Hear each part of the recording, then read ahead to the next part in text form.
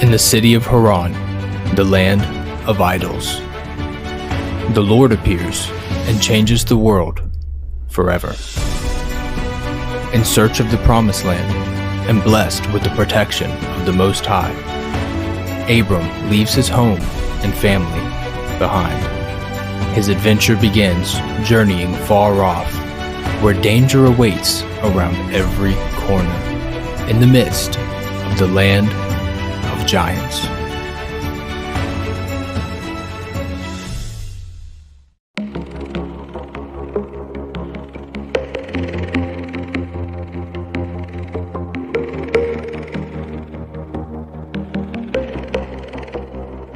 Welcome back to another episode of Ancient Echoes. My name is Bronson, my brother's name is Austin, and tonight, man, we're going to be going through Genesis chapter 11 and 12. We're going to be starting in with the basic origin story of the man Abram, or Abraham, however you tend to know his name. If you are new here, thank you so much for joining us. We appreciate that. If you hit that like and subscribe button, we put out content all the time, and we actually just now filmed our first reaction video. So be on the lookout for that. It's good content coming your way real soon. If you guys have been with us for a while, thank you for coming back. Hit that bell, man. We've been noticing some things with YouTube. It just doesn't seem quite right.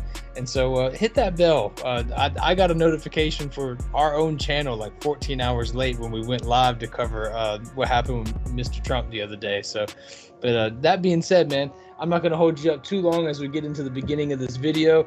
But Austin, dude, I'm so excited to get into this, man. I've been looking forward to this all week long. So how are you doing tonight? I'm doing good, man. Welcome, everybody. We are finally back in Genesis. We went to the four horsemen of the apocalypse and Revelation, and we had some crazy things happen with Trump getting shot, and some updates on that. So we covered that just because it was so new and just so much stuff coming in. If you want to go back and check out that live stream, we were getting news every second coming in. Everything was just coming in so fast, and so we did our first live stream, and we just filmed our first reaction video. That was awesome. So I am glad to be back in Genesis and kind of back to a normal schedule and putting these videos out. And I'm excited to get into the Abraham and just cover the whole saga of what's covered in Genesis and some of these extra biblical texts. So let's go ahead and get into it. Let's do it, man. If you guys are familiar with our style of videos, we always put the Bible first and foremost in everything. And so that's where we start our videos. But we also have all sorts of clips and videos coming up while we do our studies. So it's not just two guys hanging out here reading off of the screen. So stick around and look for some of the content we've got coming up, because I promise you some of the things we're going to be talking about tonight, you are more than likely have never heard. Let me double dip on what you said too, guys. If you like this content and you like our channel, make sure you hit the subscription and the notification bell. I don't know what we said to make YouTube mad, but we went from, let's just say we had like an 800% decrease in impressions. That's people actually seeing your video. We had a video up for like 3 days, and I believe that got like something like 30,000 impressions, that's cool. Then we had another video up, and in 3 days it had 867 impressions. So I think we made YouTube mad. I know we're small, but I think we angered them in some way. So if you want to see the content, make sure you hit that bell, because we're just going to get on here and tell the truth the best we can. And if it upsets people, it upsets people. So we upset somebody apparently, because it's just the video just hasn't been seen. So make sure you hit the bell button, because we'd like to be able to put our stuff out and you guys be able to see it. So that being said, let's go and get into it, Carlson. Let's do it, man. Thank you very much. So the last time we were in the book of Genesis, the last thing we talked about was the Tower of Babel. I mean, that was a fantastic episode. I enjoyed doing it. That was when YouTube, we were still in their good graces, and it seemed to be a pretty successful video. So if you haven't seen it, go ahead and check it out, and then come back over here where we are now, and we'll catch up with the rest of the story. We're doing an entire commentary on the book of Genesis right now. We plan on covering the entire Bible before it's up. So this is concept upon concept, precept upon precept, and line upon line. Here in Genesis 11, verse 10 is where we're starting tonight. We're in the genealogy of Abraham, and these are the generations of Shem. Shem was 100 years old and begat Arphaxad 2 years after the flood. And Shem lived after he begat Arphaxad 500 years and begat sons and daughters. Arphaxad lived 35 years and begat Selah. Arphaxad lived after he begot Selah 403 years and begat sons and daughters. Selah lived 30 years and begat Eber. And Selah lived and begat Eber 403 years and begat sons and daughters. Eber lived 34 years and begat Peleg. And Eber lived after he begat Peleg 430 years and begat sons and daughters. Peleg lived 30 years and begat Reu. So this is where we're going to start getting into some names that we have not seen just yet. We've gone through all the genealogies and the Table of Nations back in Genesis 10, and those were some fantastic videos. We went deep, crazy deep on, I think we did 5 different videos on that, did we not? It was just fantastic. But here's where we get into some new names. We've got some charts coming up. I know it's a lot of different begats and whatnot, so if you're watching and not listening, keep an eye out. We'll be putting up some charts here in just a second to give you some imagery. Peleg lived 30 years and he begat Reu. Peleg lived after he begat Reu 209 years. He begat sons and daughters. And Reu lived 32 years and begat Serug. Now Reu lived after he begat Serug 207 years and begat sons and daughters. Serug lived 30 years and begat Nahor. And Serug lived after he begat Nahor 200 years and begat sons and daughters. Nahor lived 29 years and begat Terah. Here we go. Nahor lived after he begat Terah 119 years and begat sons and daughters. Terah lived 70 years and begat Abram, Nahor, and Haran. These are the 3 that you're going to be talking about quite a bit tonight, particularly Abram. These are the generations of Terah. Terah begat Abram, Nahor, Haran, and Haran begat Lot. Now Haran died before his father Terah in the land of his nativity, in Ur of the Chaldees. And Abram and Nahor took them wives. The name of Abram's wife was Sarai, and the name of Nahor's wife was Milcah, the daughter of Haran, the father of Milcah, and the father of Iscah. But Sarai was barren and had no child. And Terah took Abram his son, and Lot the son of Haran his son's son, and Sarai his daughter-in-law, his son Abram's wife, and they went forth with them from Ur of the Chaldees to go into the land of Canaan. And they came unto Haran and dwelt there. The days of Terah were 205 years, and Terah died in Haran. So that concludes chapter 11. We're going to take a second just to kind of break down some of this newer information, get into some genealogy charts, maybe pull up some maps. And I think it's appropriate to start perhaps right here in 28 and down. So that's been a lot of my voice. Austin, you just let me know anything you're interested in right off the rip, and we can give our commentary. All right. Now it says that Sarai was barren, and we're about to get into a lot of that right there. I think we've covered most of that as far as the genealogies go. Let's pull up that family tree just to give everybody a good visual. I know I'm a visual person. I like timelines, and I like family tree.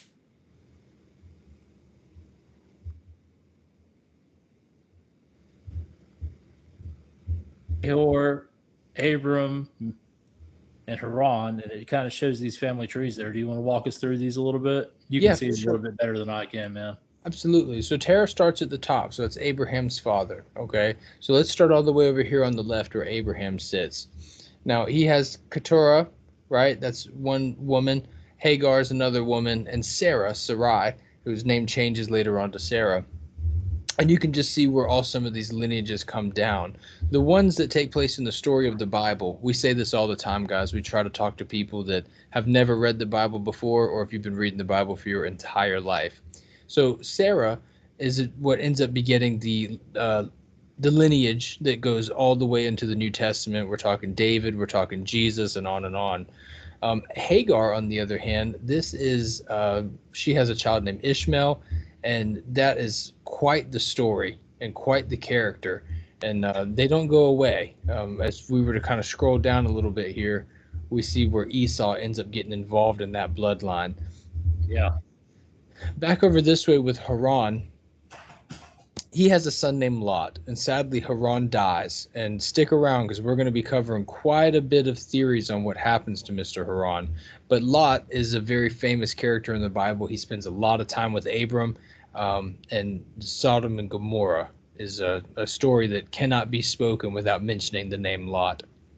Now, Nahor, Huz, and Buz, you see some of these names here. Bethuel, these are all places that you see down the road. Laban, that's a famous uncle, and you see where Rebecca comes from this bloodline as well. So this really kind of sets up the building blocks for the next couple of, well, really a lot of the way up until even Moses, you know what I'm saying? You see a lot of these names and bloodlines. This is actually a fantastic image, Austin, wherever you got this from. This is really, really good here. But let's take a little quick look at maybe a map, and so that we can see where they went from. So they went from the land of Chaldea, the Chaldeans, whatever, and they made their way over into the land of Canaan, if I'm not mistaken, is what we just read. And so you can kind of see the difference in places and where they made their way across all the way. So right up here is where you see a land named after Abram's brother. And so all this is going to start making sense here in just a second, but we wanted to take a break from my monotonous reading to show you some images and get you an idea of what's going on here. Let's go back to chapter 11, man. Let's kind of just give an overview all the way up to the top. So chapter 11, you have your at the end of the Babel story where the language was confused. When we come down, and then we get into that genealogy. Now we're about to get into chapter 12. So we have an image here just to kind of show the differences between chapter 11 and chapter 12 as we make the transition from the Tower of Babel into the story of Abraham. And Bronson, if you want to go ahead and walk us through this, I found this very fascinating. Me too.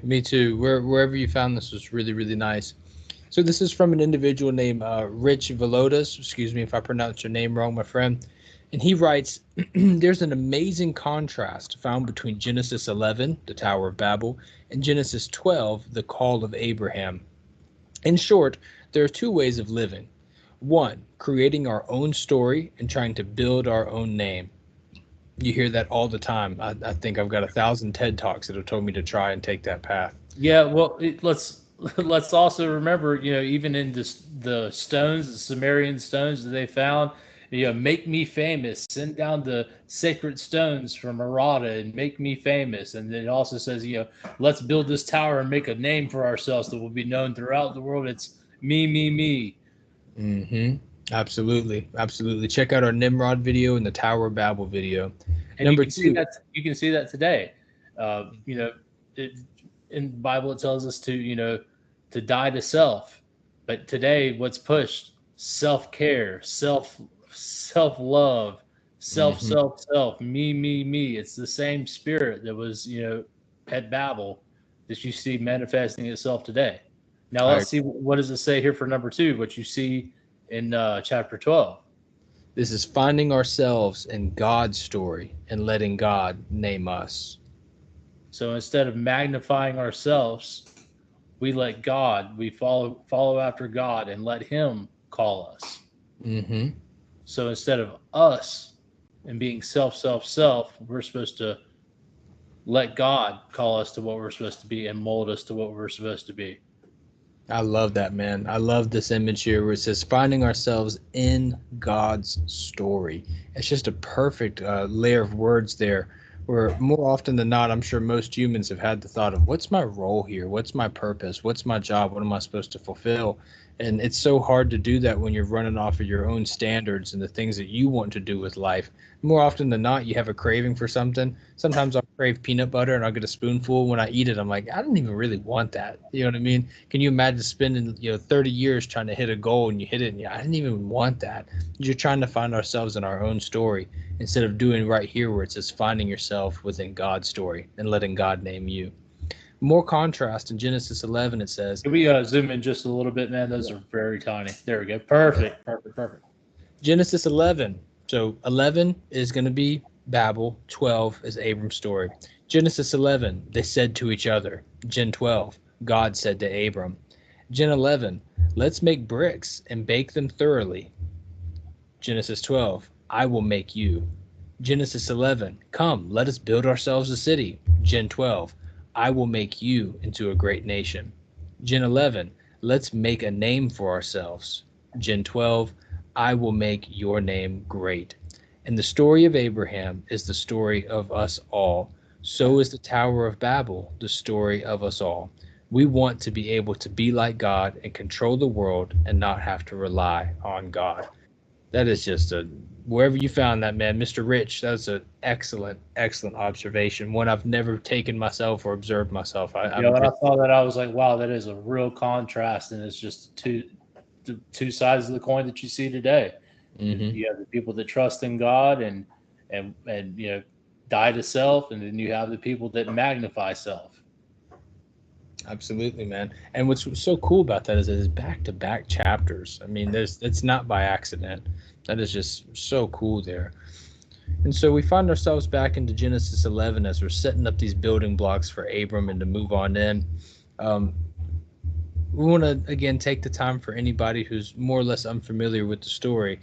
Abram and Nahor took themselves wives, okay? Because Haran up here, their brother dies. And so Abram and Nahor take their wives. The name of Abram's wife was Sarai, and the name of Nahor's wife Milcah. Milcah is the daughter of Haran. So Nahor, who is Haran's brother, marries Haran's daughter. So he's marrying his niece, the father of Milcah and the father of Iscah. Before Sarai, she was barren and she had no child. And so Terah takes his family and he goes out from the land of Chaldees and goes into the land of Canaan, and they came unto Haran and dwelt there. We looked at that on a map in just a second. I'm ready to get into 12. You want to go over there? Yeah, let's go ahead and go over there. We have a clip kind of leading into it that'll give a quick quick breakdown just to kind of have something here to show and kind of set this up. Let's do it. Here we go. Many years ago, a special command was given to a man named Abram. He was told to leave his home, his family, and his father's house and travel to a place he didn't know. He was promised he would start a great nation, his name would be respected, and his existence would bless everyone. Abram, a man who was 75 years old, left Haran with his wife Sarai, his nephew Lot, and everything they owned. They were headed to a place called Canaan. When Abram arrived, he traveled around this new land until he reached a place called Morah.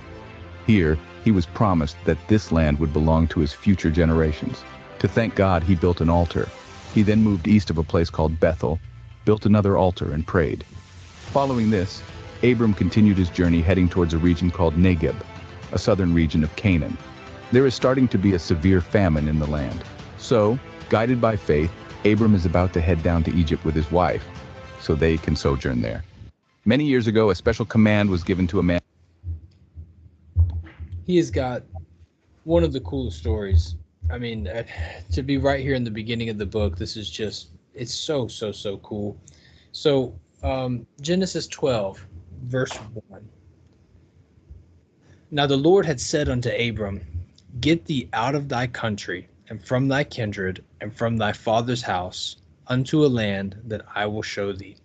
And I will make of thee a great nation, and I will bless thee, and make thy name great, and thou shalt be a blessing. I will bless them that bless thee, and curse them that curse thee. And in thee shall all families of the earth be blessed. This is, to me, where all these stories, whether it be Lord of the Rings or the Harry Potters or whatever have you, all the superheroes, I feel like they all hijack Abram's story, where he's living this normal life. We'll see in some of the other texts we're going to cover later on, he's not necessarily happy and thrilled. And here comes this great, extra powerful being calling him to a greater life. You know what I mean? Something special. Get out of this country and go live your life and create your own story. And while you're out there, I'm going to make you a great nation. He's getting the chosen one dialogue that you get from every anime, every superhero movie. This is where I believe most of that comes from. Verse 4. So Abraham departed, as the Lord had spoken unto him, and Lot goes with him. Now Abram was 75 years old, and he departed out of Haran. This is the location. Remember, Haran has already passed by this time. Lot is Haran's son. Abram took Sarai his wife, Lot his brother's son, and all their substance that they had gathered, and the souls that they had gotten in Haran. And they went forth to go into the land of Canaan, and into the land of Canaan they came. And that's what's crazy. It's not like he's going to a nice place. Check out some of our videos before. This is the land of the giants. This is where our Rephaim are hanging out here. It's not necessarily going to be a great time. Abram passes through the land unto the place of Shechem and unto the plain of Moreh, and the Canaanite was then in the land. The Lord appears unto Abram and said, Unto thy seed will I give this land. And there he built an altar to the Lord, who appeared unto him.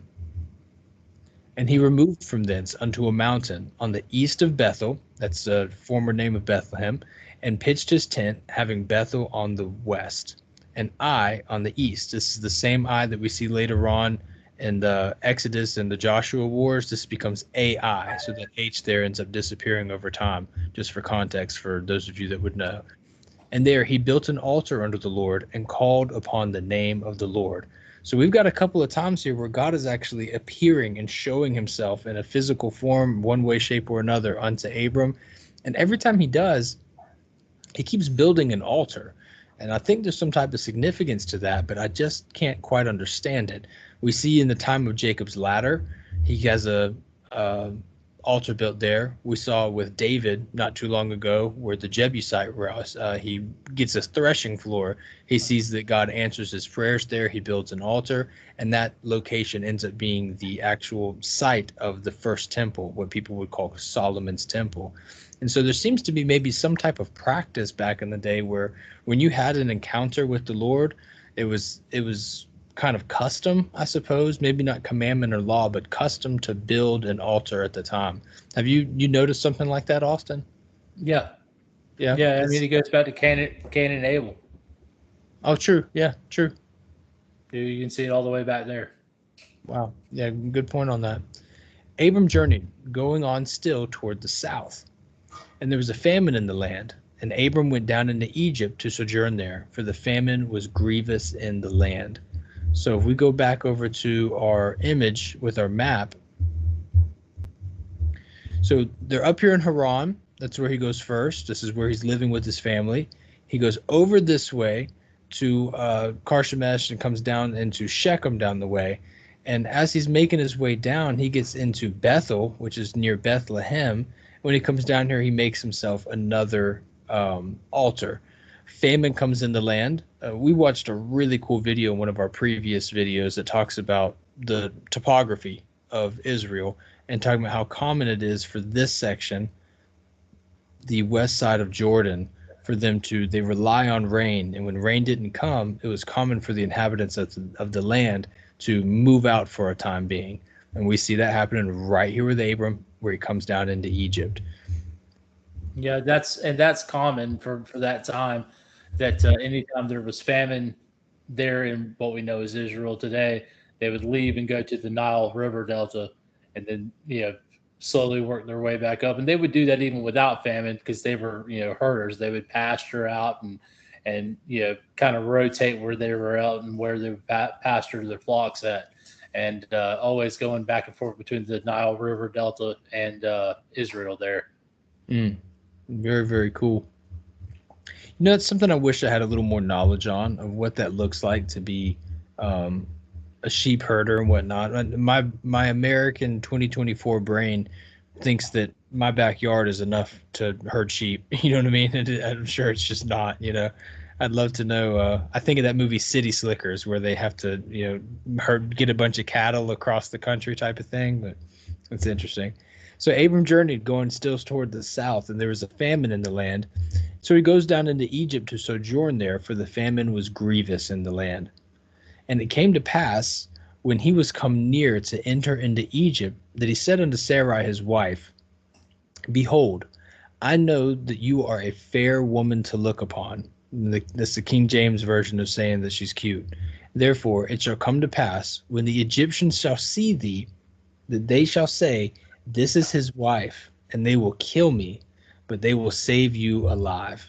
Say, I pray thee, that you are my sister, that it may be well with me for thy sake, and my soul shall live because of thee.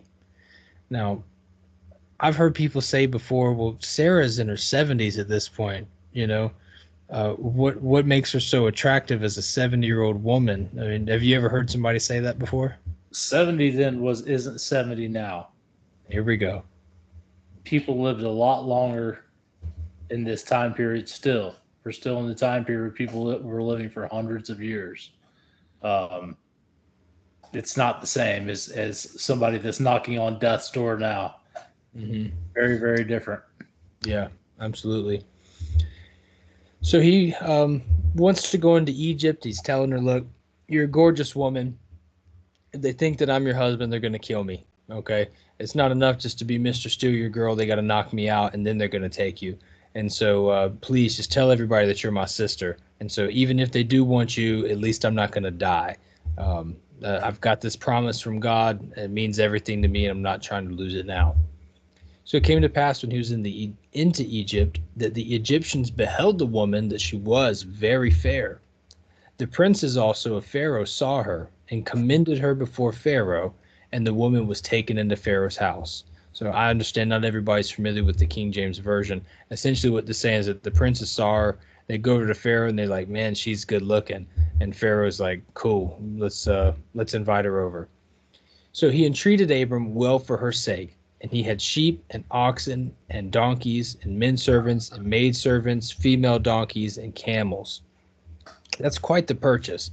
Entreated is the same thing as just, he did you well. He did you a good job. And so the fact that he put entreated well for her sake is it's like putting a double positive on it. It's like you didn't get a good deal, man. You got a sweet deal. I mean, he paid you big time for this deal.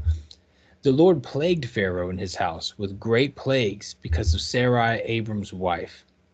And Pharaoh called Abram and said, what is this that you have done unto me? Why did you not tell me that she was your wife? Why did you say that she is your sister, so that I might have taken her to me to wife? Now therefore, behold thy wife, take her, and go thy way. Pharaoh commanded his men concerning him, and they sent him away, and his wife, and all that he had. And that concludes chapter 12. What a crazy story, man. There's a lot of speculation on this. I've heard a lot of people say some things. Oh, Abram is a liar. He shouldn't have lied. And Austin, what's your take on this story, man? He shouldn't have lied. Yeah. Period. He should have entrusted God to keep him safe while he was there. He had already, been promised.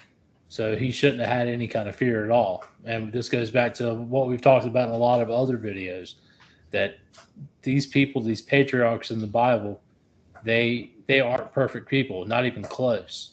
And we've given several examples before, and I won't go down the list again, but yeah, nobody is perfect. And that's the one thing that I respect about the Bible, is because it doesn't leave out the flaws in people. It doesn't leave out the flaws at all. What should have happened here is he should have entrusted God when he went into Egypt, and God would have had his hand of protection on it. But instead, he lied, and he caused plagues to come up on the house of Pharaoh because of it. So, yeah, he did lie. Should he have lied? No. And there's no excuse for it. And there's a reason those plagues came upon him. And I don't know if anything happened to Abram because of his lie. But, no, he didn't do the right thing here. Right. I've got a neat little, well, I think it's neat because it's my own original idea here. I've never really heard anybody else say it. When it comes to plaguing Pharaoh's house, my theory upon that is that, for one, God's not a fan of adultery. You know what I'm saying? This is his woman. She is barren, so it's not like he's worried about Pharaoh and her having a child or whatever like that. She's barren at the time, but there's a verse in, and I believe it's Jeremiah, that talks about adultery. It says the men of this nation, they go neighing, like how a horse neighs.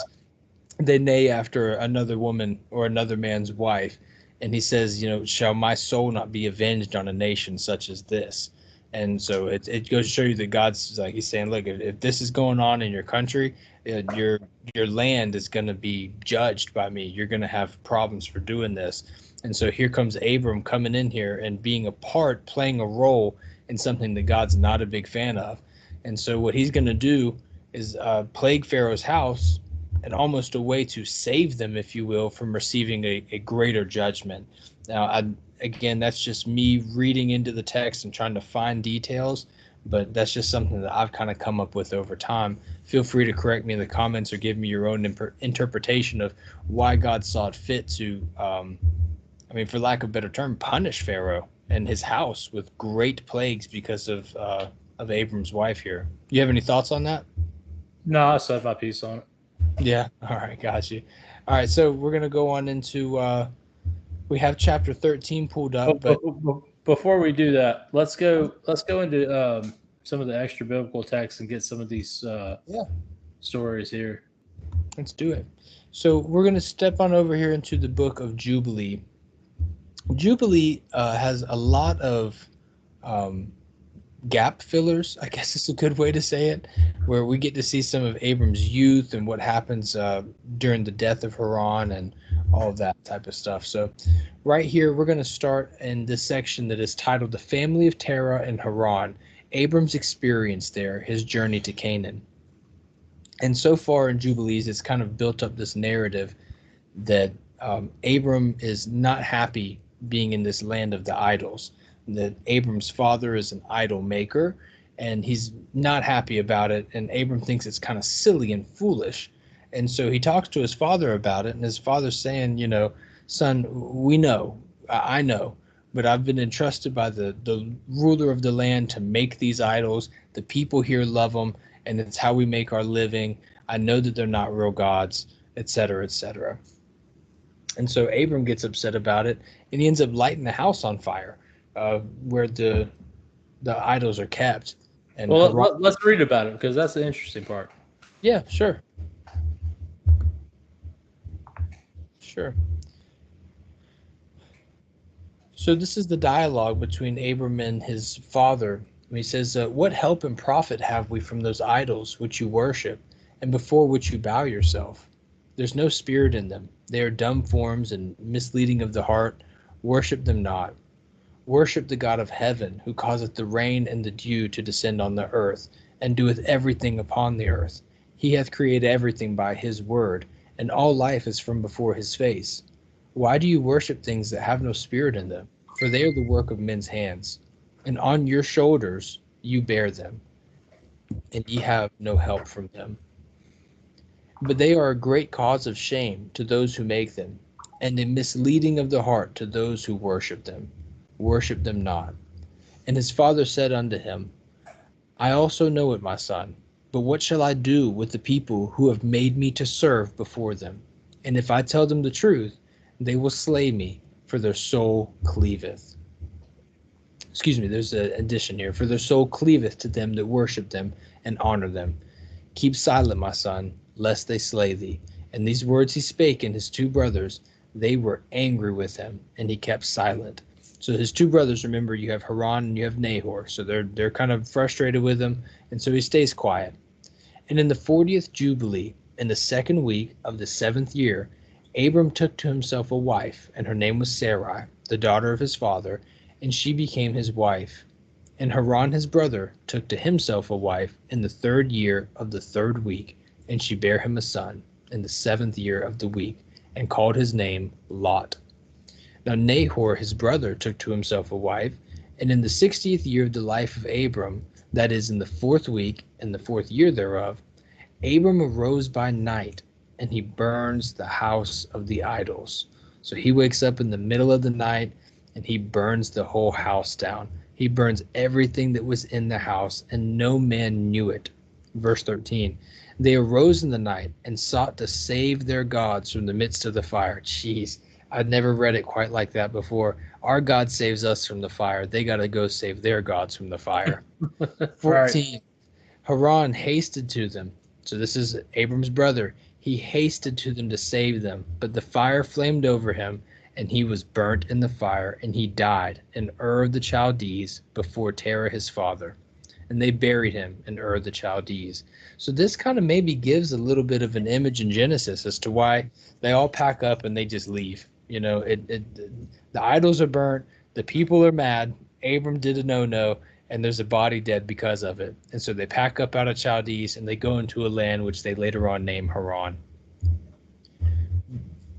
Jubilees is really cool book, man. There was a while there where I thought Jasher was more interesting, but the more that we've been doing this channel together, Austin, the more I like Jubilees. Yeah, there's the crazier stories are in Jubilees, or Mm. not in Jubilees, excuse Jasher. me, in Jasher. But there are it's a lot of wild stuff in Jubilees as well. Mm. We're going to Absolutely. get into the story in Jasher a little bit too, and if you notice, it's kind of been a theme, and it will probably continue to be a theme that Jasher and Jubilees don't agree. Yeah. They do not agree on several things, and we're Mhm. going to point some stuff out tonight as we go into this. All right, is there anything else that you want to cover in Jubilees? Yeah, this is and it can wait if you want to go over somewhere else, but this is probably my favorite thing I've ever read out of Jubilees ever. When I went through the audiobook the first time, this is the section that stuck with me more than anything else. So we're talking about after they moved, Abraham is sitting up throughout the night on the new moon of the 7th month to observe the stars from the evening to the morning in order to see what would be the character of the year with regard to the rains. That's really cool. You know, he's looking at the stars so he can predict the weather. And he was alone, and he sat and observed. And a word came into his heart, and he said, all the signs of the stars and the signs of the moon and of the sun are all in the hand of the Lord. Why do I search them out? This man had wisdom, spiritual wisdom, that I can't imagine how he could have received these type of inspirations. This is before any of the story in the Bible that we see where God is speaking to him. Remember, the first time God appears to Abram in the Bible is when he tells him to get out of your father's house. So this is when they're in Haran. And so this is kind of where this starts. This is kind of setting up this first interaction with the Father. So he sees these moons and the stars and the sun, and he's trying to figure out the weather. And he goes, why am I even searching these things? It's all in the hand of the Lord. And here he goes, if he desires, he causes it to rain morning and evening. If he desires, he withholded it. And all things are in his hand. So who am I to sit here and try to predict these things? It just happens when he wants it to happen. And he prayed that night and said, my God, God most high, thou art alone, my God, and thee in thy dominion have I chosen, and thou hast created all things, and all things are the works of thy hands. Deliver me from the hands of evil spirits who have sway over the thoughts of men's hearts, and let them not lead me astray from thee, O God, and establish thou me and my seed forever, that we go not astray from henceforth and forevermore. It's a heck of a prayer, real similar to something kind of like the Lord's Prayer, kind of similar sort of structure there. And he said, shall I return unto the Chaldees who seek my face, that I may return to them? Or am I to remain here in this place? The right path before thee, prosper it in the hands of thy servant, that he may fulfill it, and that I may not walk in the deceitfulness of my heart, O God. And he made an end of speaking and praying, and behold, the word of the Lord was sent to him through me, saying, get thee up from thy country, from thy kindred, and from the house of thy father, unto a land which I shall show thee, and I will make you a great and numerous nation. So this is where we start getting right back in line with Genesis here. And this is just such a cool prayer, man. I got so much. If this is exactly how it went down or anything close to it, mad respect for Abram for being able to do this, man. He's ready to die. The people in Chaldees, it's on sight. They see him, they're killing him. You know what I'm saying? Where he's at, it's a whole new world. It's a whole new land. His brother just died. He's going through it. Mentally, spiritually, and emotionally. This man's going through it. And he's just looking up at God and saying, I need help. Will you help me get on the right path before you, and that I may prosper in the hands, and that I may not walk in the deceitfulness of my heart? That's a great prayer, man. And here God comes in with a mission that changes the world forever. Get you up from your country and from your kindred, from the house of your father, and go into this land that I will show you, and I'm going to make you a great and numerous nation. The following text is pretty much synonymous with what you get in Genesis. Let's go over it. let's go over Yeah. this real quick. Sure. It says, and I shall bless thee, and I shall make thy name great. I can't read to the left, brother. I'm trying to scroll it that way.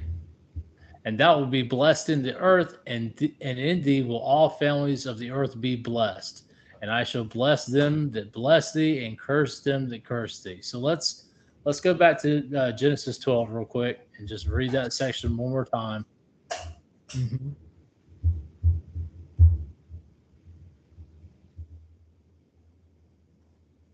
So right there, and I will make of thee a great nation, and I will bless thee, and make thy name great, and thou shalt be a blessing. And I will bless them that bless thee, and curse him that curseth thee. And in thee shall all families of the earth be blessed. So this verse right here gets used for a lot of shenanigans for a certain country. I don't see God talking about any kind of country. I see him talking to Abraham or to Abram, that I will bless thee. I don't know if you noticed, I put the emphasis on all the personal personal words there. Thee and thou. It doesn't talk about, and I will make of thee a great nation, and I will bless thee and make thy name great, and thou shalt be a blessing. He's talking to Abraham. This has nothing to do with you giving your money to John Hagee for that special country with the Star of Rampham on their flag there in the Middle East. It has to do with Abraham. That's who he's talking to.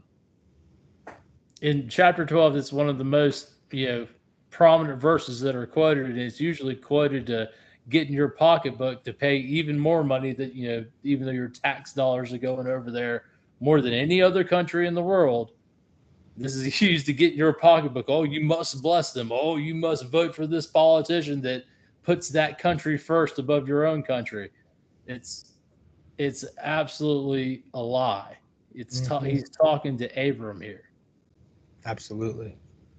And that type of thing has been used and manipulated in the Bible to form here in America our foreign policy around this lie.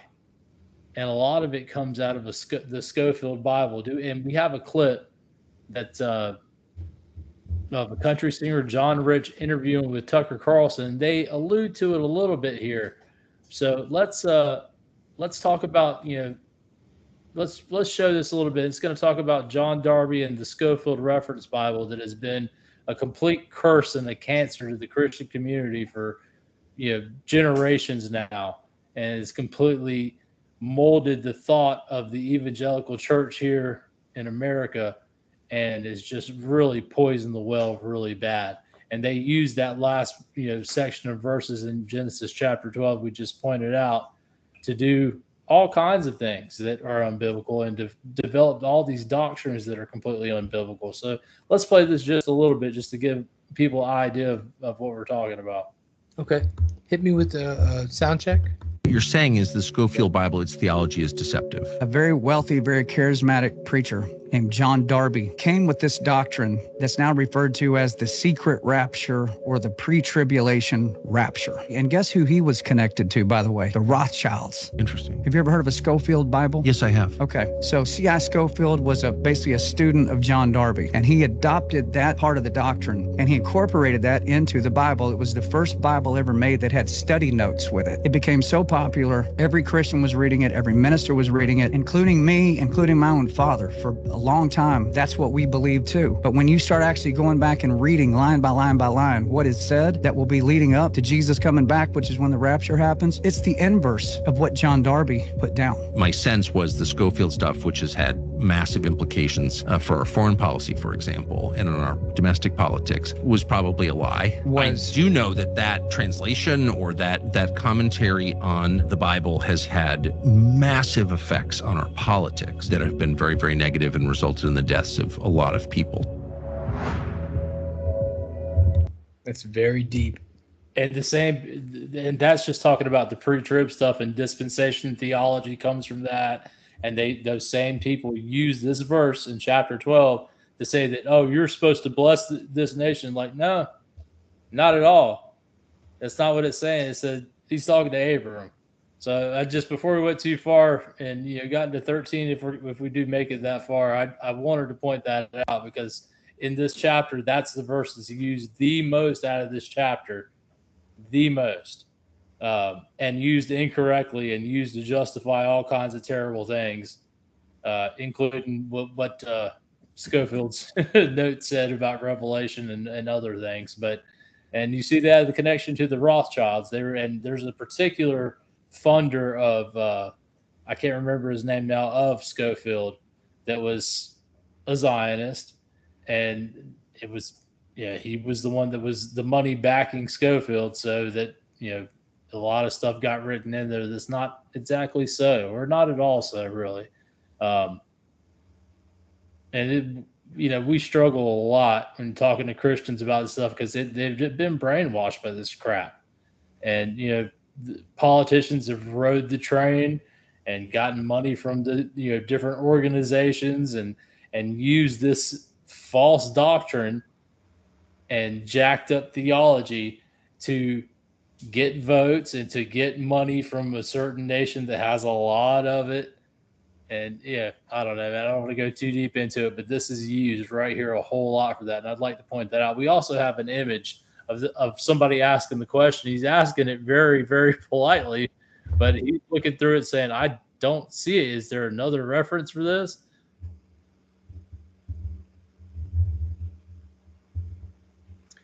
Says, I keep hearing Christians quote Genesis 12:3, claiming it says, God will bless those who bless Israel.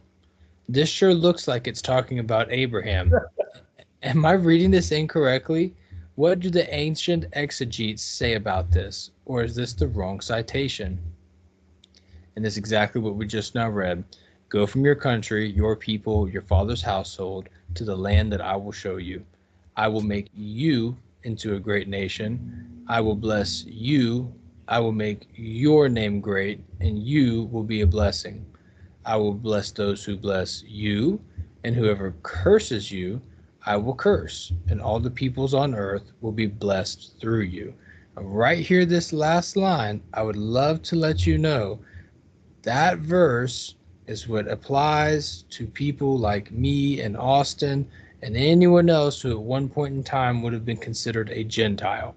That is the verse that really, really means a lot to us, because by faith, the same way that Abraham believed the promise and it was accounted unto him as faith, that's how we get saved. The exact same way. And this is people say to bless those that bless Israel. Let me just point it out. At this point, there is no Israel. Thank you. Okay, those people don't exist yet, and they always talk about Abraham was the first Jew. Well, there are no Jews yet. Thank you. The Jew is from the tribe of Judah. Okay, that's who they are. Like the Benjamites are from the tribe of Benjamin. The Gadites are from the tribe. You know what I mean? Like it doesn't exist yet. Okay, we haven't got there yet. There is no Israel yet for this to be talking about that. It's just not there. It's a lie, people. It's a lie that they use. Absolutely. It is to get money from you. It's a scam. It's a scam. Yes. It's a scam to get your votes and your money and to be able to send it to endless wars and to fund military operations and to send military equipment to a hostile nation in the Middle East. Mm-hmm. No, I'm going to make some people mad about that, but that's what it is. They're lying to you. It's a lie. He's talking to Abraham here. That guy pointed out, I was like, maybe I have the wrong citation because I keep hearing this. Yeah, I heard it too, man, my whole life, and I believed it, especially as a kid hearing it. That's what I thought. But then you go and read it for yourself, and it's like, wow, I'm getting lied to at church about this. I'm getting propaganda pushed on me at church. I'm going here to learn as a kid about the Word of God, but then I go back and read this and realize, oh man, I'm getting propagandized by my pastor. Yes. And he's subject to it as well. I mean, he's subject to it as well. I'm sure he was, he or she or whatever, even though I don't feel like you should have female pastors, but we live in apostate times. they were propagandized too. Mm-hmm. But it's just so funny, even as a child, I could go and look at this and just not understand where they're getting Israel out of it. But somehow all these adults that, are supposed to be such godly people that are supposed to be in their Bibles all the time just don't pick up on it. Right. Right. Yeah. I would suggest it's because they're in the note section. That's my biggest takeaway when it comes to the Schofield Bible is, of course, the funding and all that other stuff too. But you don't need anybody's notes in your Bible. You've got the direct word of God in your hands. What is his notes doing there? The notes of a man? What? Get that out of my Bible. I don't need that there. Me personally. I know maybe some people may feel different, but if there's notes in your Bible, dude, I don't know what that's doing there personally. I mean, the thing is, well, there's commentaries and stuff like that, and that's fine. But Right. if what's in the notes doesn't match with what's in the text, then Right. the notes need to be thrown out. The notes don't take precedence over the text. Exactly. You know what I mean? And I don't know, I'm gonna go down the path any further, but yeah, that has always got away with me because it's something that even still to this day, and we got the Republican National Convention on, and I've just heard and I've been hearing it, over and over and over and over and over again. It's like, all right, man, well, look, you guys have stolen enough money from us. You've stolen enough military technology from us. Enough's enough. I don't want to give you anything else. I don't want you blowing up children with anything else. You know what I mean? Mm-hmm. Just and then reading this again tonight. I'm sorry, guys, I get a little triggered because they take our money that we work so hard for and take it to go murder people all over the world, not just Right. in Gaza, all over the world. If you're watching this, somewhere else, there is a lot of us Americans that are awake to that. They are stealing our money to go murder people, and I'm not cool with it. I don't like blood money in my pocket. I don't like my hard work going to pay to murder people all over the world. And then using the Bible, using God's word to justify it, twisting and spinning things around to justify murder of innocent people. It gets away with me. So anytime I see something like this, I got to go off on it for just a second because it's been so much propaganda spun to the Christian community in America, especially, but I know all over the West, that we're supposed to be blessing this nation that's, a sinful nation that's turned their back on the Most High God. And it just gets away with me, man. It just totally gets away with me that they steal from my pocket every paycheck to give to these people that are using my money to murder innocent people. Yes. It's incredible. It's incredibly sad. It is very, very, very sad. It's horrible, man. I'm glad that you took the time to talk about that because it's definitely something that cannot be spoken about enough because our community, the Christian community in particular, is just... Yeah, we got to repent of this or we got blood on our hands. Mm-hmm. We got blood on our hands. It's right there in the text. And we will be held accountable for not paying attention to God's word. I truly believe. And using it to twist, twisting the meaning of for nefarious purposes. It gets away with me. But that's my rant, guys. Let's go ahead and go over to Jasher. It tells a pretty cool story, but Jasher and Jubilees don't agree a whole. Well, they do some, but there's a lot of places where they disagree with each other. And it got some cool stories over here. So let's talk about this a little bit. Let's do it, man. So we move over here into the book of Jasher. We're looking into chapter 8. Now, it says here in verse 1 that it was in the nighttime that Abram was born, that all the servants of Terah and hey, sir, I'm sorry to stop you real quick. I have a Sammy emergency, guys. And remember, for every like you give and every sub we give, Sammy gets treats. But right now he's got to go outside. So I'll be right back. Yeah, go ahead, man. You're so cool. We say it all the time. We are normal people here, man. We have lives and dogs and working 2-3 jobs, both of us. It's all good. So here we are in Jasher chapter 8, verse 1. And it was in the night that Abram was born. All the servants of Terah and all the wise men of Nimrod and his conjurers came and ate and drank in the house of Terah. and they rejoiced with him on that night. They're having a party, man. It's kind of like a big baby shower or whatever. You know what I'm saying? Abram's being born. Everybody's chilling. The wise men are there. The conjurers are there. They're coming. They're eating. They're drinking. They're rejoicing with him. Now, when all the wise men and conjurers went out from the house of Terah, they lifted up their eyes towards heaven that night to look at the stars.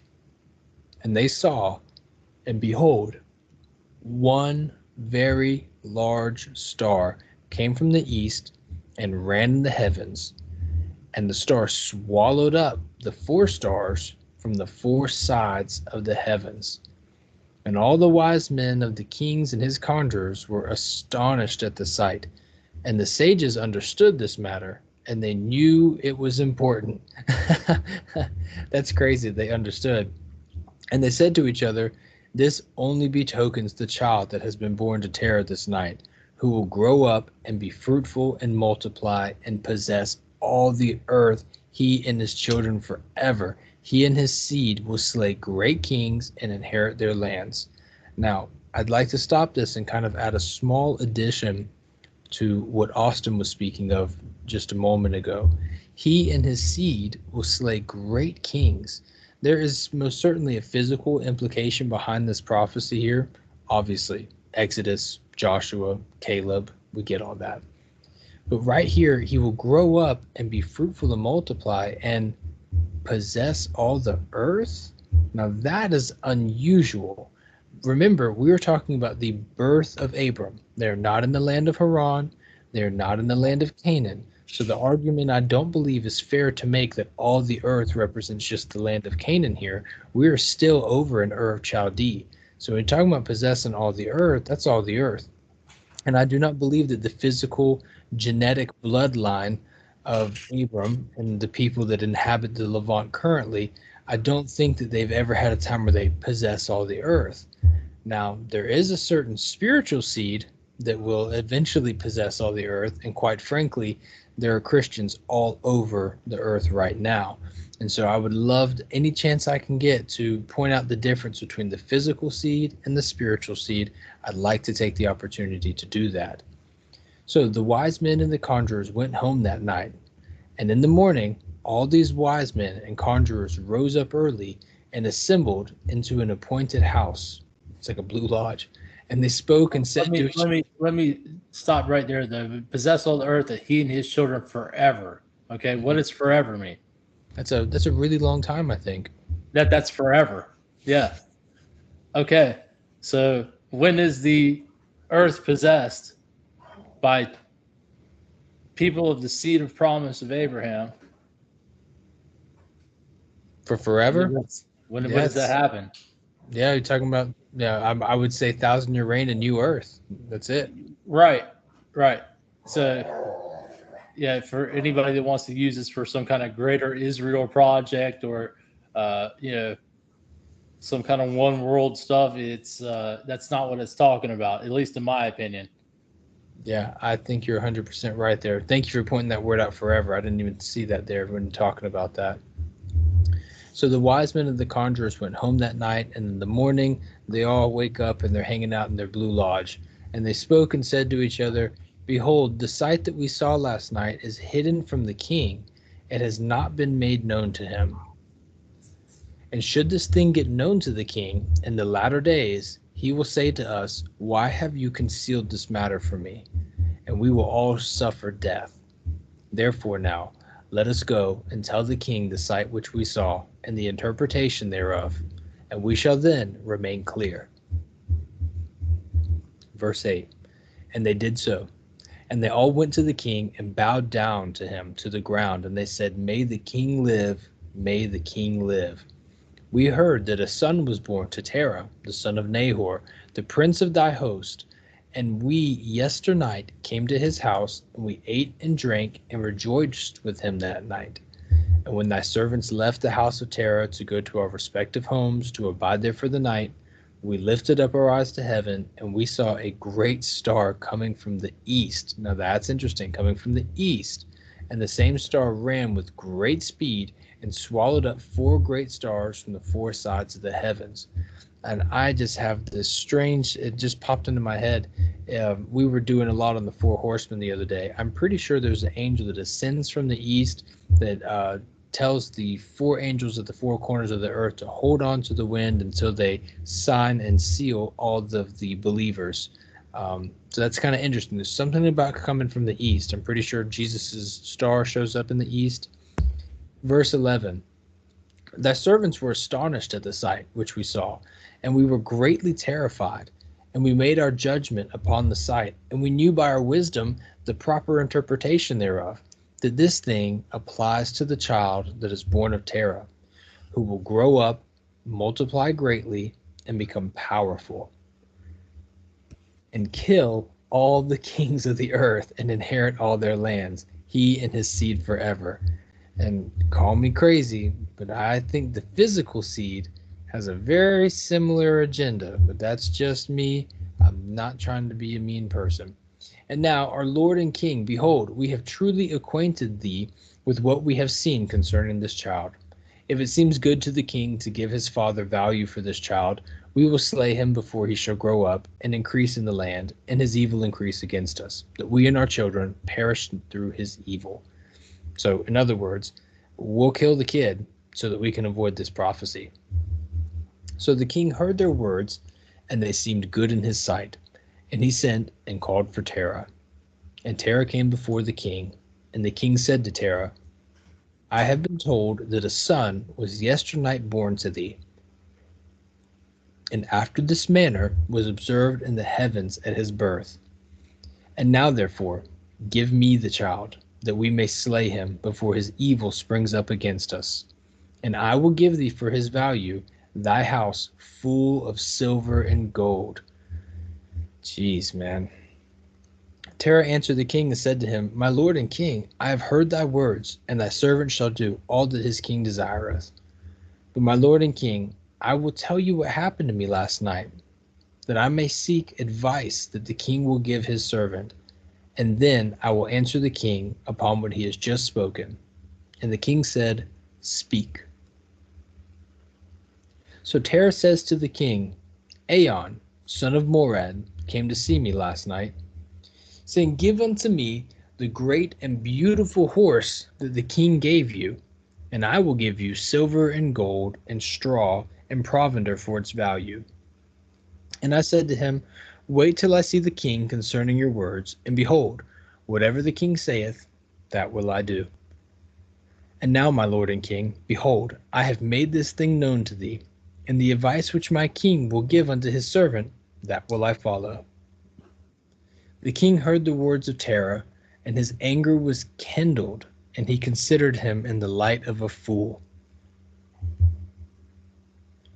The king answered Terah, and he said to him, Are you so silly and ignorant, or deficient in understanding, to do this thing, to give your beautiful horse for silver and gold, or even for straw and provender?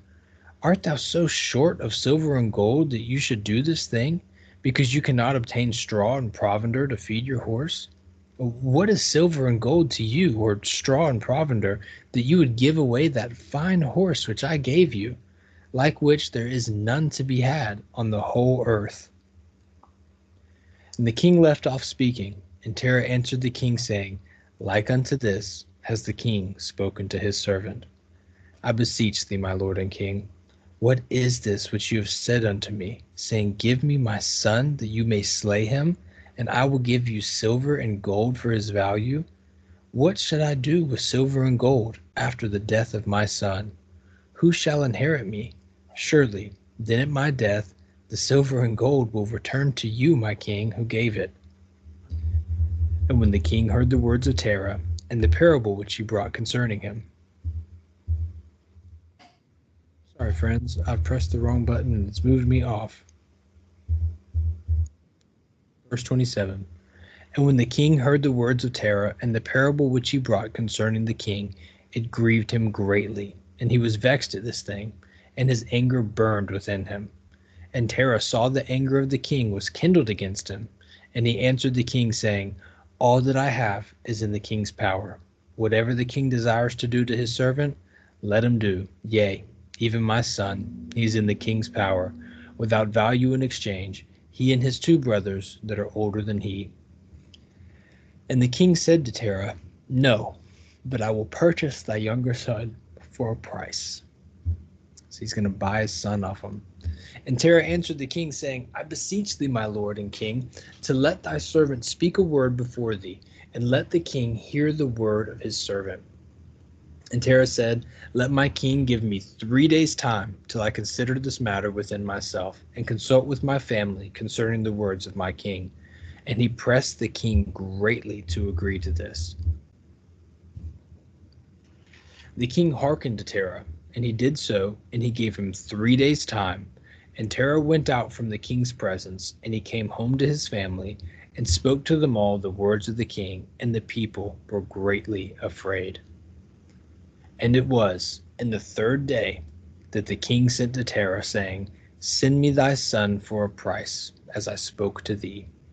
And shouldest thou not do this, I will send and slay all that thou hast in thy house, so that thou shalt not even have a dog remaining. Jeez, I'm going to kill everything you got. Everything, including the dog. Yeah, dude, I'm killing the dog. And Terah hastened, as the thing was urgent from the king. And he took a child from one of his servants, which is his handmaid had borne to him that day. Jeez. And Terah brought the child to the king and received value for him. This is just a horrible story. And the Lord was with Terah in this matter, that Nimrod might not cause Abram's death. And the king took the child from Terah, with all his might dashed his head to the ground, for he thought it was Abram. And this was concealed from him from that day, and it was forgotten by the king, as it was the will of providence not to suffer Abram's death. And Terah took Abram his son secretly, together with his mother and nurse, and he concealed them in a cave, and he brought them their provisions monthly. And the Lord said this is what we were talking about earlier, said God's people typically are living in caves and eating on grasshoppers and getting their provisions by month. They're not wearing nice pea coats and flying private jets. And the Lord was with Abram in the cave, and he grew up. And Abram was in the cave 10 years, and the king and his princes, soothsayers and sages, thought that the king had killed Abram. I know that was a lot of reading there, but that is so much context to the birth and adolescence of Abram. Man, Austin, I've spoken enough, man. Take it away and tell me what you think about all that. It's a crazy story, man, but that's it gets even crazier. In Jubilees, we see that he was hastened away and went to live with Shem and Noah and was taught by Noah. We're going to get into quite a bit of that as we go along the Abram series and the Abraham series. It's going to be a whole lot, and we'll get into that a little bit more. Let's we got a clip for you guys. Let's go ahead and break up some of these long reading passages, and I appreciate you reading all that, Bronson. That's a whole lot. But this is going to give a little more of a visual and cover what we've been talking about some here in Jasher. Sure. Quick sound check. With Noah and Shem, and so also after Abram, but also Isaac until Noah died, and then it would just be Shem, and then Shem would ultimately die. But Abram, Isaac, and Jacob, Jacob, of course, his name was changed to Israel. He's the father of the 12 sons, which would become the 12 tribes of Israel, which ultimately would lead through the line of the tribe of Judah, which lead directly through to Jesus Christ. And the artifacts for all of this, the artifacts for all of the cities, the sites, and everything that are listed in that Bible, as well as that book of Jasher, are all there. There's almost nothing that has not been found. What's the time stamp around here? So Abram.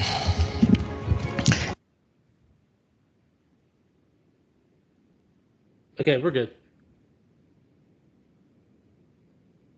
Abram lives with Noah and Shem, and he learns from them. And then he comes back later. Nimrod doesn't know who he is. He thinks that kid that he paid for to be killed, he paid Terah to kill this kid. He thought that kid was dead because that's what Terah told him.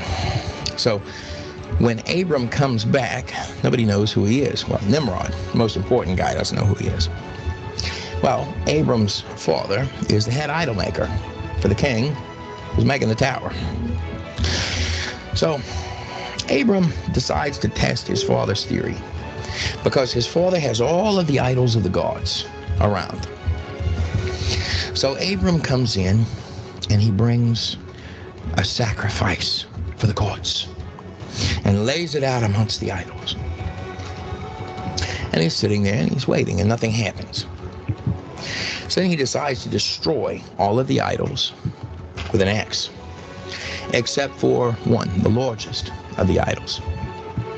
And he leaves that idol there, and he puts the axe that he used to cut the other ones up in its hand. And he goes off, and Terah comes in, and then the other guys that own these idols as well, all little demon worshippers and summoners and all this, they come in, and they see that their idols are destroyed, and they're mad, they're tearing their clothes. They go to Nimrod. Nimrod brings Abram in, and he says, what have you done? You've destroyed the idols. You've destroyed the gods. And Abram says, no, my king, what are you saying? Nimrod said, are you saying that you didn't do this? You didn't destroy these idols? And Abram says, no, of course not. I brought an offering, but I only had enough for one. I set it down in the middle of them. The little ones all jumped for it. And the large one took its axe and it hacked them all up. And now what you see is where it stands. And the king says to him, he says, do you think I'm stupid enough to believe that, what you're telling me? And Abram responds to the king, King Nimrod, king of all earth, and says, my king, you say that what I've told you is foolish, but yet you tell the men of all earth that these idols made of wood and stone, that these idols are the gods that created the heavens and the earth. How foolish are you, my king? And yet you don't believe what little I just told you? But yet you say this. And this perplexed Nimrod that he would say such a thing. But his enchanters and his little witchy people came in. They said, you've got to kill him because he's insulted all of us. You have to kill him. So Nimrod decides, and what the way they did things back then, and notice this is following the flood. This is the way that it occurs, following the flood. This would also happen to Shadrach, Meshach, and Abednego. Nimrod is going to have him thrown into the fire, the fiery furnace. And also Haran, the brother of Abraham, is going to be thrown into that fire too. They're going to be thrown in together. And this is why ultimately Abram would feel a burden to take care of Haran's son Lot, which would have its own set of troubles later. But they were both thrown into the fire together because Nimrod discovered, you'd have to read the text to get the bottom of this, but he discovers in the process of having Abram in custody that he is in fact the child that should have been killed a long time ago, that he already paid Terah for. And Terah even is wimpy about it. These people are all wimps. Abram gets thrown into the fire. Now, Haran, his brother, burns up like that. Abram does not. Abram does not. Now, prior to this, one of the other things that Abram told King Nimrod is he said, you're doing the same things that the people did before the flood, which made God destroy the world. Then, how foolish are you, my king?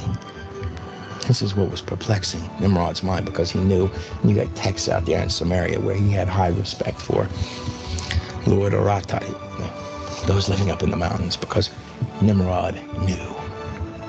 He wasn't stupid. He knew. He threw Abram into that fire, and Abram.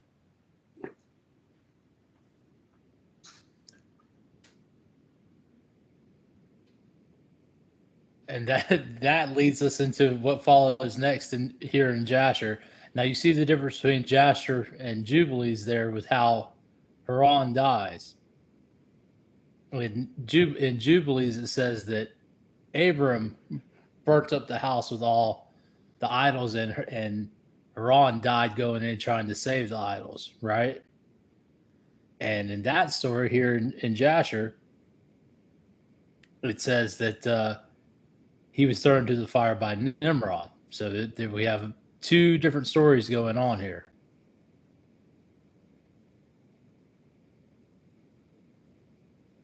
I can't hear you, brother. How about now? No, I can't. I saw you going back and forth. I was like, ooh, okay. So that's on me. I muted my mic. I try to mute it when I'm playing any type of videos. I don't want it to have an echo coming from. Right, you know? right, sure. Yeah. No, you're exactly right. There's definitely a difference there, man. And they both can't be right. One thing that we do see is that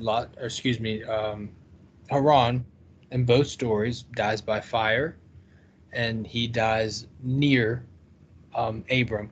And in some cases, you could even say he dies by association of Abram's hand. Abram lights that building on fire in Jubilee, and Haran, by his own will, according to Jubilee, runs in there and tries to save the gods and dies.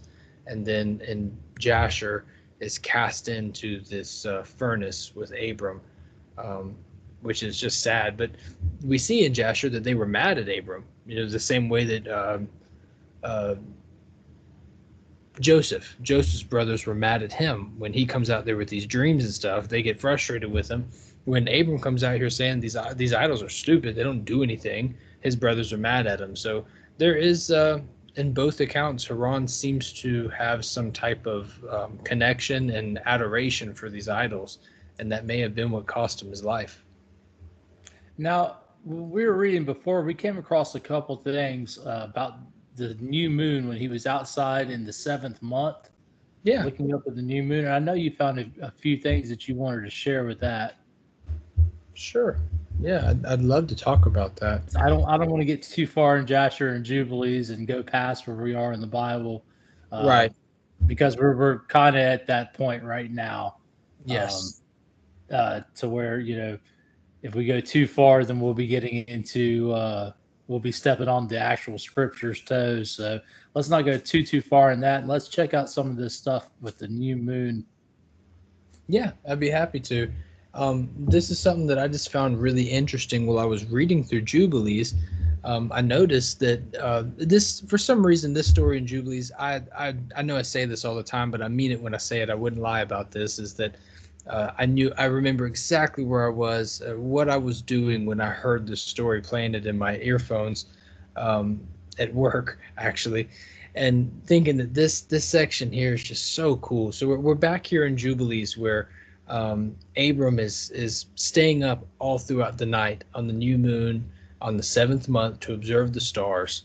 And I just can't express to you how much the story touched me. When you're just chasing after the Lord, and you just neglect your sleep, and you neglect the food, and you turn your phone on silent, and you're just willing to stay up throughout all the night, there's just something special that happens there, man. When you seek the Lord with all your heart, all your might, and all your strength, something very special happens. But I couldn't help but to notice the new moon on the 7th month. And for people like Austin and I, who we take heed to some of the biblical feasts that you see in Leviticus, I noticed 7th month, new moon, that's very interesting. And so I decided to look into some things here. And in the 7th month, there is a certain feast that happens, or a couple of them really. There's a couple of feasts that happen that are given to Moses and to the Levitical priesthood and all the people at the time, where in the 7th month you do the Feast of Trumpets, the Feast of Atonement, and the Feast of Tabernacles. Trumpets, you just make a loud sound. Some people will call blowing the shofar. I think in today's modern terms, it's okay to sing or whatever. Then you have the Feast of Atonement, which we've talked about on this channel before with Azazel, the scapegoat, when the priest goes in alone once a year to make atonement for himself and then for the people. Hebrews does a fantastic job of showing the correlation between that and Jesus Christ. And then you have the Feast of Tabernacles. The Feast of Tabernacles, I promise I'm building a case here. The Feast of Tabernacles is basically a week-long camping trick. You know what I'm saying? Yeah, you build your own little building and go out there in it and everything else. It's actually a really fun time. It's really cool, man. And it's so that people can remember that they were brought out from Egypt and the people dwelt in tents. And not only the people, but God dwelt in a tent with them in the camp. And so there's a reason why I'm bringing all three of those up. Trumpets for a great sound, atonement for sin, tabernacles in the wilderness. Check this out. Abraham is sitting here in the new moon of the 7th month, and he cries out unto the Lord, right? He prayed that night. And remember, it says he set up throughout the night. I've got that highlighted on your screen. To me, that is very similar to like a trumpet when you cry out unto the Lord. You see in the verses in the Bible all the time, and their cry reached up unto heaven. It's like a trumpet to me. And then the Feast of Atonement, where here we are, where he asks God, deliver me from the hands of evil spirits who have sway over the thoughts of men, that I may not walk in the deceitfulness of my heart, O God. That is so great. He made an end of speaking and praying, and behold, the word of the Lord was sent unto him. To me, that sounds a lot like atonement. And then right after here, he says, get you from your country, get you from your kindred, and from the house of thy father, and you're about to go on a really long traveling camping trip, like the Feast of Sukkot or in the Feast of Tabernacles. And I just thought that was really interesting. For those of you who think maybe I'm stretching or whatever, that's okay. But I wanted to show this about the 7th month and the new moon. I just grabbed a couple of verses. There's probably hundreds of them, but here's just a couple. Psalm 81, verse 3. Blow up the trumpet in the new moon in the time appointed on our solemn feast day. So I believe that this is in reference to the Feast of Trumpets here. Isaiah, verse 66, or excuse me, chapter 66. This is a heck of a chapter. If you've never read it, I highly suggest you do. I'll start in 22 just so you know where we are in the timeline of things. New heavens, new earth, which I will make. They shall remain before me, saith the Lord. So we're in like the end of the end of the end. This is like the new, actually. We're in the beginning again for new heavens and new earth. And it shall come to pass, verse 23, it shall come to pass that from one new moon to another, and from one Sabbath to another, shall all flesh come to worship before me, saith the Lord. And so even in the new earth or new heavens, we will still be observing these feast days. We still will be coming up for Sabbath days to worship before the Lord. So I know that there's some discrepancies here. I understand that in Revelation it says there's no need for a moon, no need for a sun, for the light of Christ will shine among everything. I understand that, but there's still some type of reference here for new moons in Sabbaths, so appointed times and feast days coming together. And I just thought it was a really, really nice detail to see here that this is the time when Abraham was up in the middle of the night in the 7th month. I have just a couple of more little references here for you. The ark, Noah's ark, landed on Mount Ararat in the 7th month. I think that's very interesting. The earth was atoned, right? You have the Day of Atonement in the 7th month. The earth was atoned for its sins. It was technically washed clean, if you will, by the waters. And then I doubt Noah and them had houses, so they're probably living in tents, right? There you are in the 7th month again. Something interesting as well is that Haggai, the prophet, receives the word of the Lord during the 7th month, and it even says in the 15th day of the month, that would be smack dab in the middle of the Feast of Tabernacles. So there's something very interesting here, and I don't want to go too far, because the more I think about it, the more I just love to do a video, Austin, a whole separate video about how the appointed times, there seems to be something going on in the Bible about geographical location as well as appointed times. Something's going on where the veil between earth and heaven seems to be thinned, and God seems to have a lot more interactions with his people near, Passover, first fruits, Pentecost. Bronson. Yeah. Those are the feast of the Jews. And Bronson has exited the chat. Well, just so we're clear on the feast days, they're not just the feast for the Jews or the feast for Israel. God calls it his Moedim. They're God's appointed times. They're God's appointed times, not the appointed times for the Jews, not the appointed times for the other tribes of the other 11 tribes of Israel. They are God's appointed times, his Moedim. So I just want to throw that out there to you. It's God's appointed times, and you can go through all throughout the scripture and trace the 7th month, and go through it and look. God acts on his appointed times. So I just want to throw that out there. So if you're following after God, you should probably be observing his times, not your times, not the December 25th dying and resurrecting sun gods like Tammuz or Mithra or any of these other ones that are born on December 25th. This is a different episode we should do. But yeah, I just want to point that out as we're going here, because I know a lot of people are like, aren't those just for no, they're not. They're God's appointed times. And go back and read it. Check me out. We'll go into the verses and everything and do a standalone episode on the holidays and all that stuff. And I'm sure we'll make a lot of people mad, but I don't care.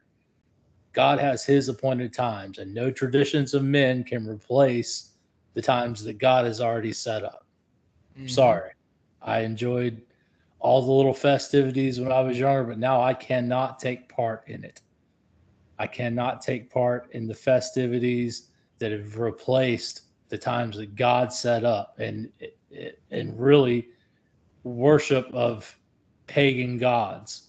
I will not take part of it. And you can say, oh, that was Alexander Hislop and 2 Babylons. No, it's in the Bible. And we'll save that for our episode, because I don't have to use the 2 Babylons to show you that it's wrong. I don't have to, whether you believe them or not. And I know Alexander Hislop has been dragged everywhere, but we don't have to do that. We can use just the scripture. And if it's not telling you to keep the days that you're keeping, and instead of the days that God set apart, and we got to do better about the feast days ourselves. I'm preaching to us too. It's so hard to get out of that Babylonian system and to get into God's ways. But it's something that us as the Christian community really should start doing, and following after God's ways and not after the ways of our fathers and grandfathers and the traditions of men that the Bible warns us about regularly. How many times did Jesus talk about the traditions of men? And not going after the traditions of men. Amen. You got to follow the doctrine of Christ. And got to actually follow what the Bible actually says. Yeah. So with that, man, do you have anything else you want to add for this video? I'll say this: it won't be long before we hit those fall feasts, and I really think it'd be a fun time for Ancient Echoes to maybe document it while we go through them, because it's just a couple months down the way. I know right now you're thinking it's July, that is the 7th month. What are you guys talking about? I get that, but we'll be doing it real soon. I'm really excited about it because it's our seventh month. The biblical calendar and the calendar that we use are completely different. The months are different. Yes, everything's different. Absolutely. So just keep that in mind. All right, brother. No, that's basically it, man. We've got a little bit of information here that we pulled. Well, I did not get this. This is straight up Austin here, where he found the Britannica. This is really cool, man. Did you want to read this? Can you see this okay? Let's save it for a little bit later. Okay. Let's save it as we go into this, because I'm sure that we'll get some comments and we can just show this to kind of give a good understanding that, it's not, all make-believe and all BS like a lot of people that come to our channel for some reason keep wanting to say. Is like there's a lot of archaeological evidence for all of this, whether you believe in the Bible or not. And like I said, I'm not trying to come down on you. I know it's hard to have faith if you don't have that belief in God. Everything nowadays seems like a psyop and a conspiracy and everything else. And it's hard to have faith these days. So I completely get that. I'm not trying to come down on you, but there is a lot of archaeological evidence, and that's for the non-believers to show a little bit like, hey man, you can't just write this stuff off. A lot of these cities and people were written off like, oh, they never existed, and just slowly and surely over the years, just things keep coming out of the ground and keep proving the Bible right. And we'll get into a lot of that. I think we'll probably do an archaeological evidence for the Bible being true. A standalone episode, we could do all that at the Moabite stone and all that we've been kind of looking at on our personal time. But yeah, for now, let's just save that because it's inevitable it'll happen. Absolutely, man. That was a fantastic episode, man. I really, really appreciate you doing everything to get ready for that. I appreciate you reading all that stuff, man. That was a mouthful. It's a lot, but I mean, to me, like I always say this is that, you know, and I'm sure people probably get tired of hearing it. If you made it this far in the video, then kudos to you. You're a great person for us. But we didn't start this to do anything on YouTube. That wasn't the goal.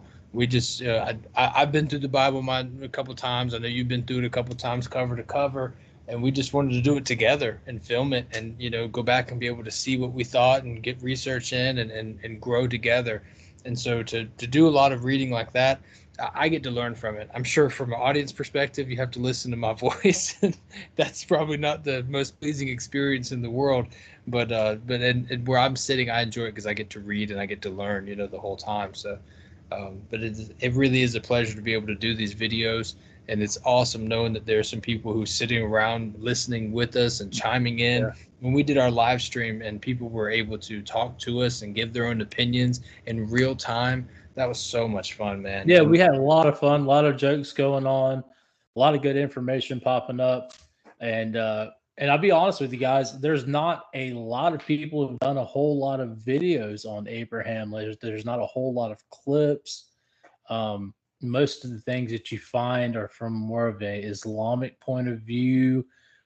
So really the best we can pull for you guys is really just to get into the literature, to get into the actual text in Jasher and Jubilees and compare and contrast. And we're going to be doing that a little bit. Now we have some different type of stuff coming up in the story of Abraham. We have coming up next week, we'll be talking about the war of the 4 kings versus 5 kings in Genesis 14. We're going to go to 13 too. We're not going to skip it. There's just not a whole lot there. You know, we talked about maybe doing it tonight, but we're running a little long. But we will cover 13, but in 14 is what we're really going to be covering there.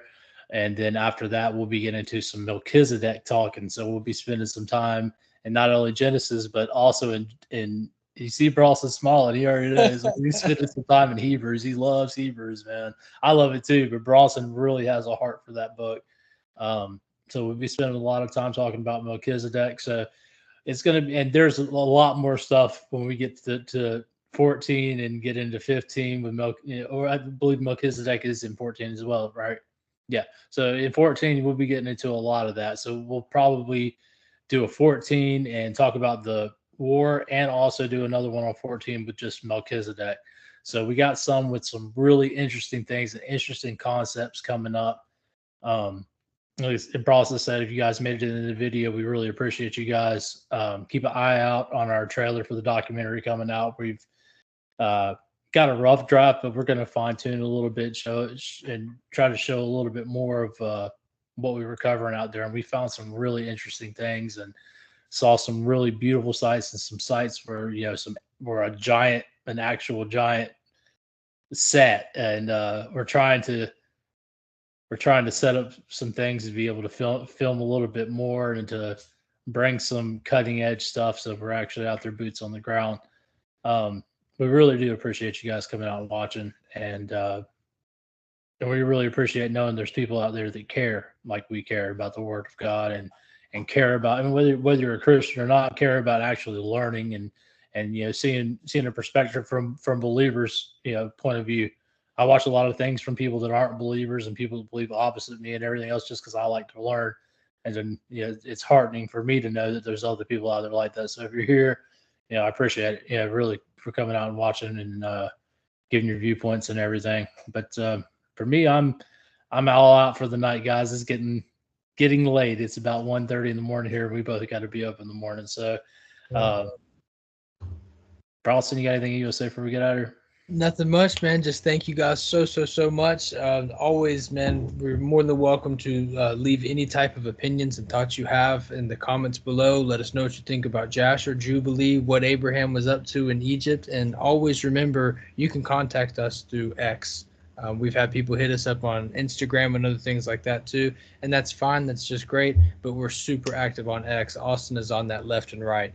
I do a little more some of the editing side. Austin does as well. But when it comes to contact, if you'll go to X, I promise you to be a lot faster than waiting on me. I promise you. Yeah, I'll get back to you as soon as I see it.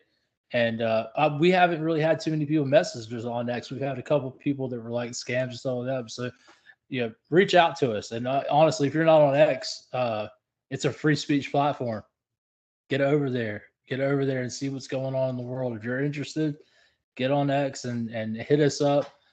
We talk about, if you have any kind of information you want us to cover, if you've seen some of our videos and we're like, look, man, here's what I'm seeing here that you guys aren't seeing. You know what I mean? Send it to us. We like to learn. We like to read. We like to get into stuff. And, if I agree with it, I'll say, hey, man, I appreciate that. If I disagree with it, I'll send you something back. You know what I mean? We can go back and forth about some stuff. That's fine with me. I don't mind doing it. And I'm not the type of dude who's like, oh, I'm definitely right. I'm not that guy. If I'm wrong, I'm wrong. I'll say I'm wrong. And we'll change it up and we'll come on a video and we'll correct it. That's happened several times to where we've either misspoken or I said something that didn't jive with something else that was in the scriptures and I corrected it. You know what I mean? So nobody's perfect. Abram lied. Moses killed people.